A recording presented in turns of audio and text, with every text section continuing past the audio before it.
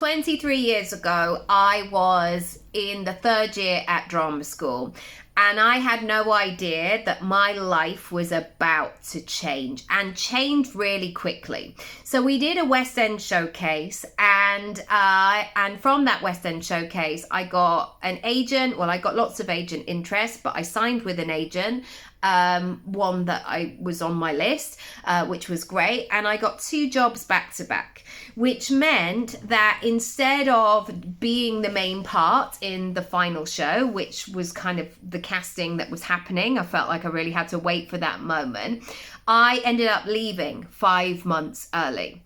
And I want to remind you that sometimes all of the work and all of the moves that you are making, they're going to be recognized and acknowledged and reciprocated, and the opportunities are going to come in a way that maybe you think that you're not ready for.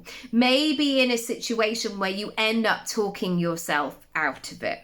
And what I've really learned from that moment 23 years ago is to not always have that pressure of, is this going to be the best decision for the rest of my life?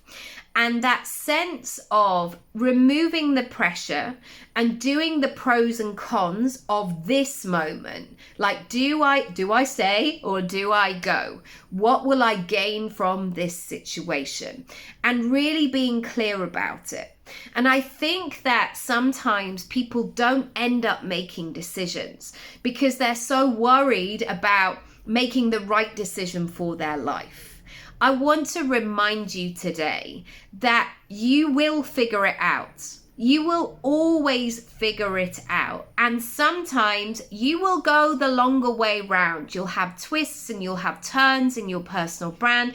And sometimes you might even look back on something and go, I should have said yes there, or I should have made a move, or I should have asked for a bit more of what I wanted.